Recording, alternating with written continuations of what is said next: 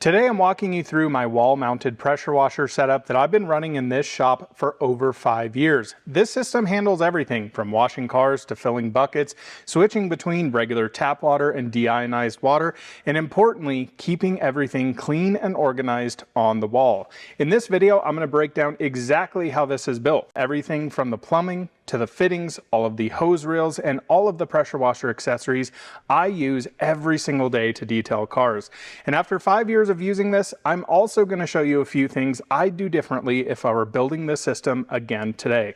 Welcome back to the channel. Let's jump into it.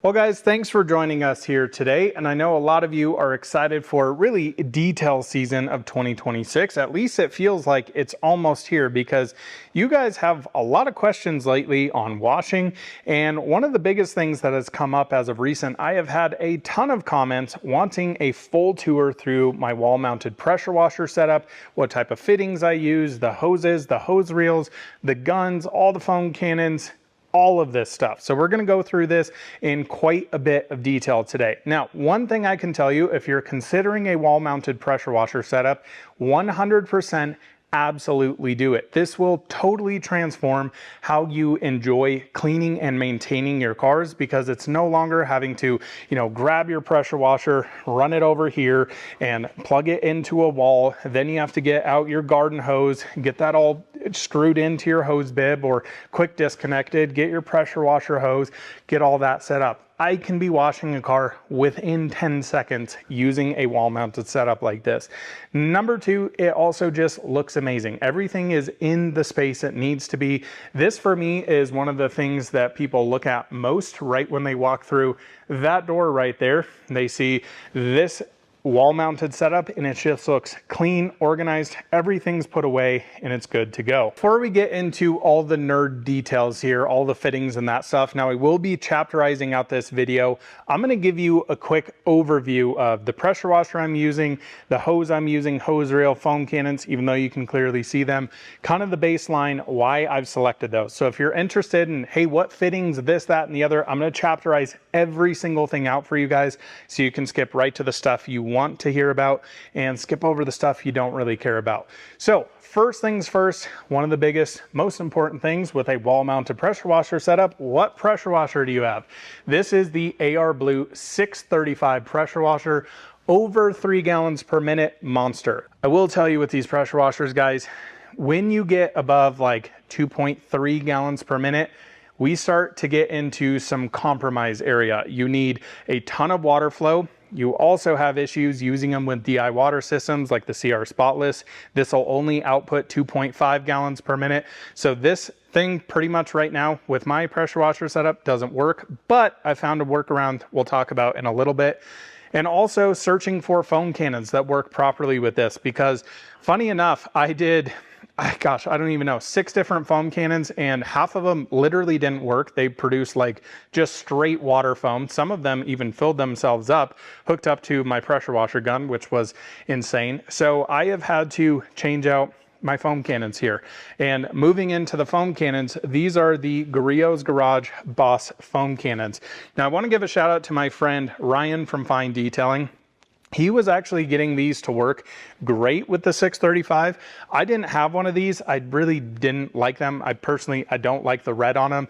I do like the construction of these. They're very, very hefty. One thing I don't like is these are not quick disconnects, so you have to spin this out. That's my biggest negative with it. I can kind of forgive the color, but I do like all of the stainless steel internals to all this. I just hate having to spin that on and off. But these actually have metering tips in them, so essentially you could fill this straight up with soap solution undiluted, and then the metering tip is going to suck it out, dilute it onto the car. What I have found this works pretty well with is actually also changing the soap as well. So I am now using Mega Foam or DIY Detail Incredible Suds Type 2, and I'm typically using around 80 to 90 milliliters of soap in a foam cannon for a full 1,000 milliliters. So, upwards of almost 3 ounces of soap and seems to foam pretty well, but it's really important you use it without a metering tip on this. And I am actually using a 1.65 orifice on this particular unit up here. So that's why the Griot's foam cannons are here. I don't love them, but it's the only alternative that actually works with this. On my Krenzla, the MTM PF22 was my preferred foam cannon. ADS foam cannon was great. These just seem to work the best with this particular pressure washer setup. And I actually talked to AR. They're coming out with their own foam cannon for this. I'm supposed to get it to play around with it, see what's what, but these have been working great. And I needed to have something because I already sold my Krenzla and I just had this. So that's what it is here.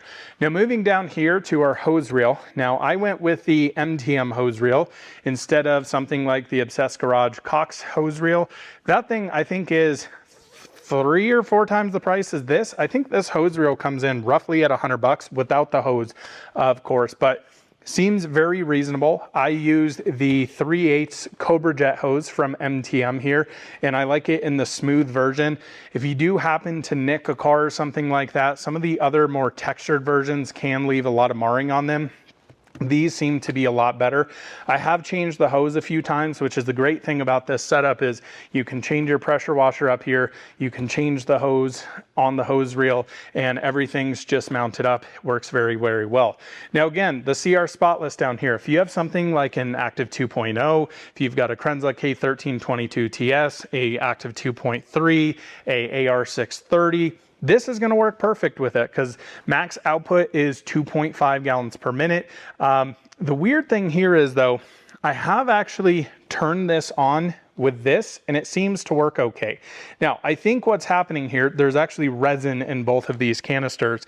I think the higher TDS you have, meaning the more mineral content in your water, let's say you're somewhere like in Florida, Arizona, areas like that, like, you know, down in Arizona, their water is like 700, 750 TDS or ppm, and it's just like incredibly terrible water.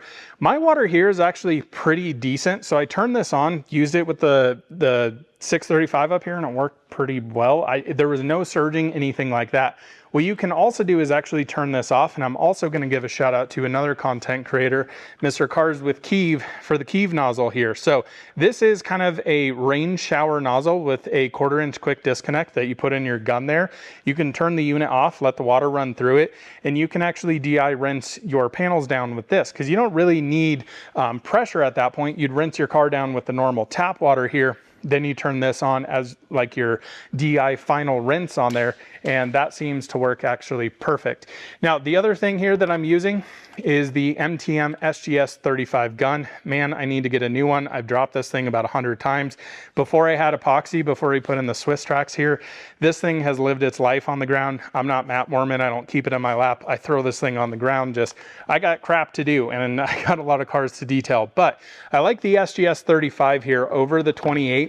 For a couple reasons. Number one, I like the blue. I like the all stainless steel quick disconnects and fittings here. We've got, you know, this that rotates. Now, when you put pressure on any of these, this tightens up quite a bit, but it does help unkink hoses and things like that. But on the SGS 28, this is at more of an angle here, so it'd be like coming out here. To me, it's just more strain on your wrist, so I prefer the 35 more straight up and down. This just works perfect.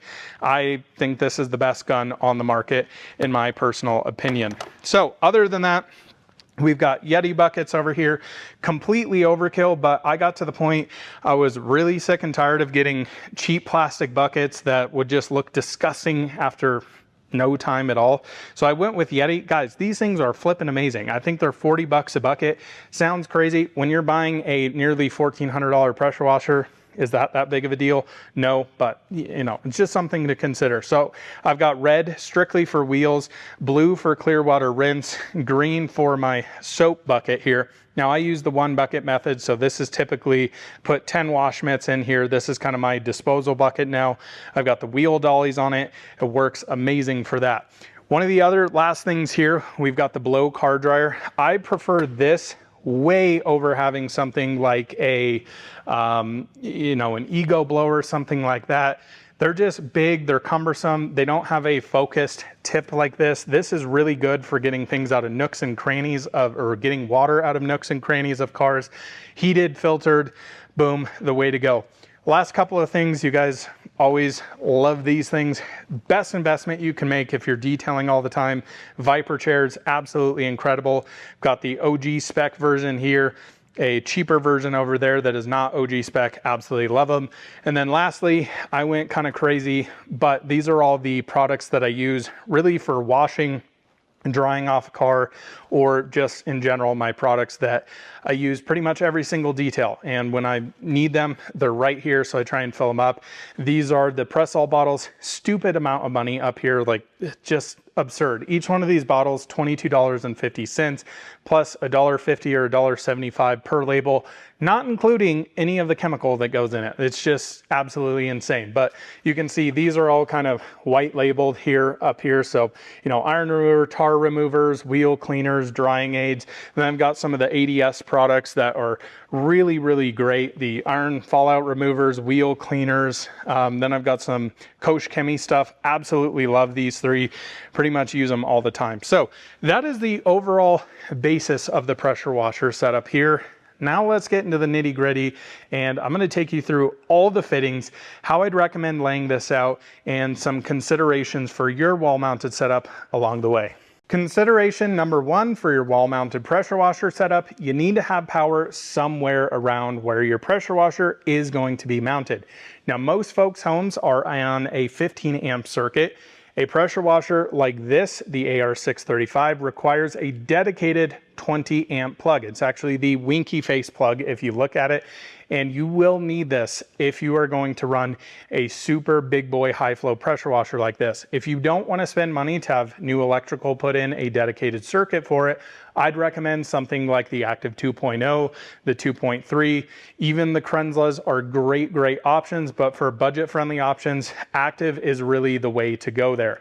Now, for this cable, one thing you want to consider here, a lot of folks when they do a wall mounted setup like this actually end up putting this very close to where the pressure washer is and actually cut the cable. The only issue with that, and AR specifically says this, if you cut your cable and you run into an issue with your pressure washer, it does void the warranty. So I have not done that, and you can see my cable is actually stuffed behind this wall. That brings up consideration number two, where you are mounting this. Now I assume most people are mounting this in their garage. Maybe you have a fully finished garage that is drywalled. Now at this particular shop, the way I have this set up, you can see we've got corrugated metal walls here.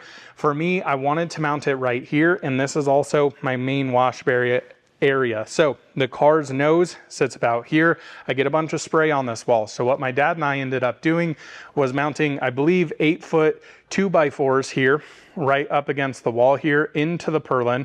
Then we put a 4x8 sheet of very thick plywood. I think it was 3/4 inch on this. And then on top of that, we did FRP board.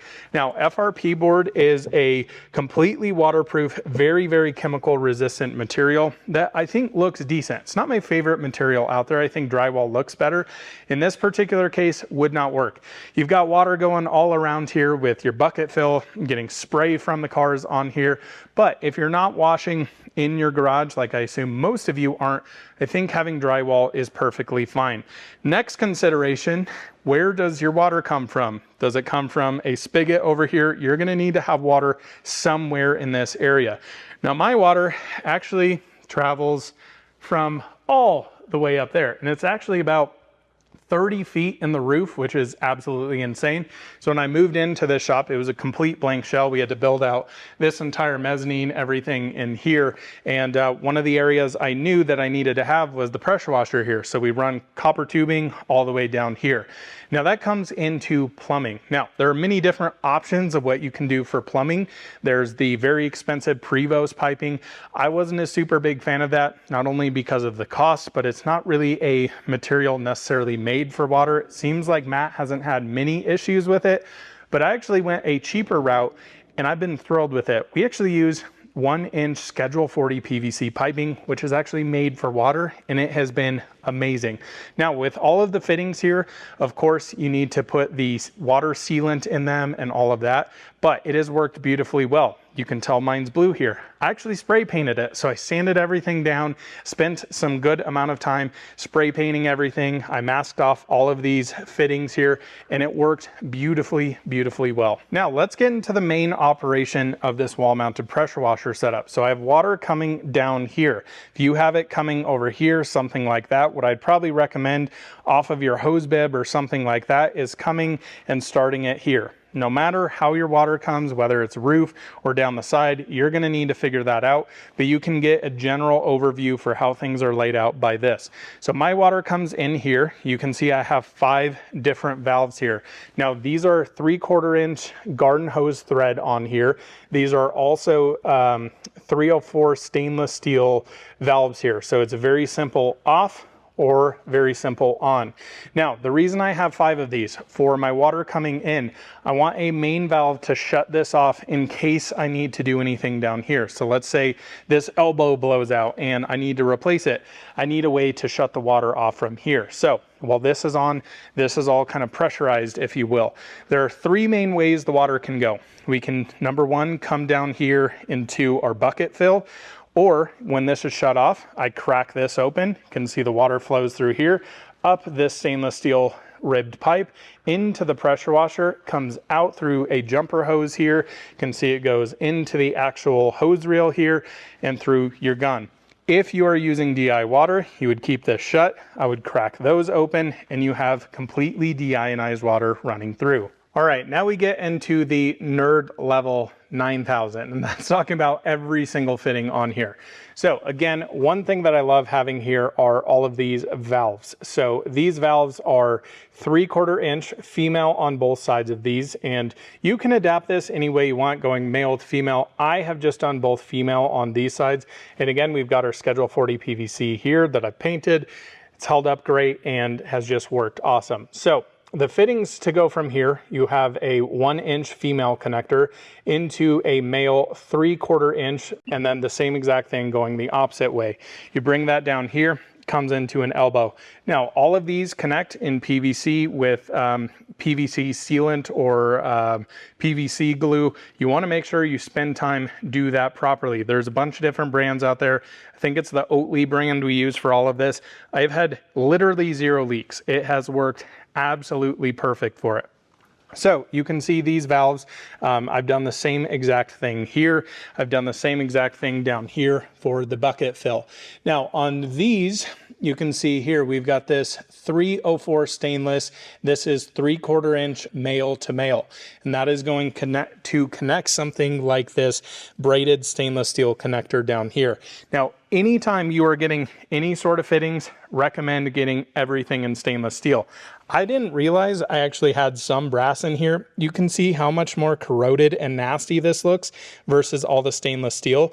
This is a 3/4 inch quick disconnect on a female side. The great thing about having that on here, you can put like a fireman's nozzle on that, so it really disperses nicely into the bucket. Mine actually broke. I need to get a new one. Or you can actually hook up a garden hose to this as well, having the male side go into that female quick disconnect, and you can run a hose to wherever you need out here. So that's all good. Now, same thing coming into here. So again, you'll have 5 total of these valves. You come in again to that 304 3/4 inch male to male here. So that's going to be into your actual CR Spotless here, and then this is out. You can see they very conveniently named this. You'll have the same exact thing here, that same 304 into your valve, into here, an elbow here. So the great thing about the Schedule 40 PVC, all of these little fittings are like 20 to 50 cents, depending on what it is. It's really, really straightforward. Again, we went with 1 inch Schedule 40 PVC. Up here, you go from 1 inch to a 3/4 inch female receiver on this, and then you have that same thread down there. This is the pipe that's a little tricky to tell you exactly what to get, because it matters exactly how high you're mounting your pressure washer up here. But this is all 3/4 inch, so you can see again, we've got those 304 quick disconnects there. All of this will be linked in the description below. Hopefully this will help you guys out, and just leave a comment if you need some more help. Now, what I've actually done here, because this is your water inlet, All of these, so this will come with a female receiver on this. I like to do everything quick disconnect up here. I also really like to have an elbow like this, so you can see the hose is not kinked at all. These braided hoses, like let's say you do that, you can actually see it's gonna kink there. You don't wanna put a ton of strain on that, which is why I've done this elbow here. Again, 3/4 inch female, 3/4 inch female. I again, don't know why I have brass here. I need to swap these out because that's not the way it should be, but this goes into your typical garden hose female quick disconnect into a male quick disconnect that goes right into your pressure washer inlet. Now on the outlet side of things, pretty much all pressure washers are going to be, I shouldn't say all, but most of them, your Actives, your ARs, your Krenzlas, going to have an M22 14mm fitting. And this on this one is going to have your female side of that to a male quick disconnect, and then you have your female quick disconnect into your 3/8 here. Now again, I've done an elbow here to reduce any sort of strain coming on this. Most of my jumper lines, I personally prefer to use all of the hoses on the pressurized side at a 3/8 size. Now MTM has all of these different fittings as well. You can get a lot of these on Amazon. Again, always recommend getting stainless steel, but you're going to have your jumper line into here. This is going to have a 3/8 male into this. So again, I really like having these elbows. That hose is going to come all the way down here and then actually hook up into your hose reel there. So the hose reel is going to have a 3/8 connection there, and whether you're doing male or female doesn't really matter on each side. Those are going to work fine, and then that's going to come through here and come to where your hose actually hooks up. Now, again, I've done the Cobra Jet 3/8 hose here.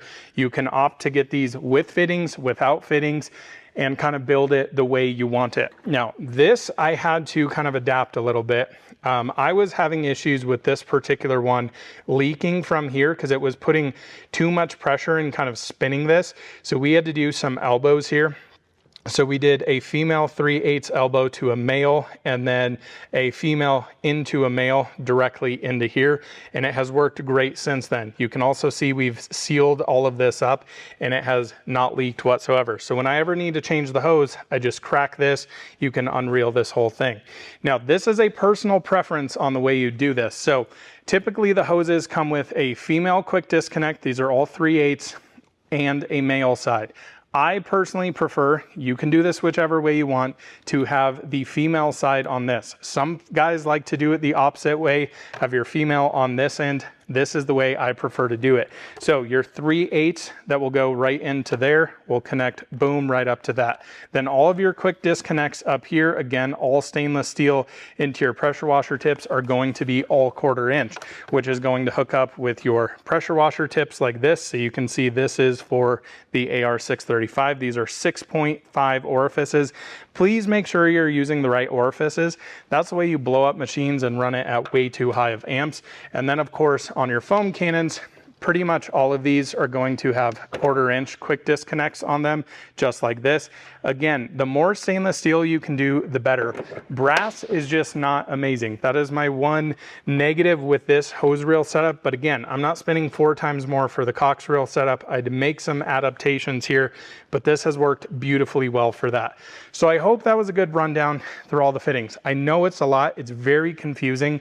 Again, what I would recommend doing, get all of the stuff you need, think about it, and lay it down on the floor and start building the system as you need. That was exactly how I did this. And we didn't mount anything until I measured everything out, had all of the piping, all of the fittings. The great thing with this Schedule 40 here is it's very simple to cut, so you can use PVC cutters on these and you can get it to perfect length. And all of these fittings, you need to take into consideration how tight these are gonna be. Why I did slip connections here is because I tightened all of these down, put all of the thread tape and everything inside of here so they wouldn't leak.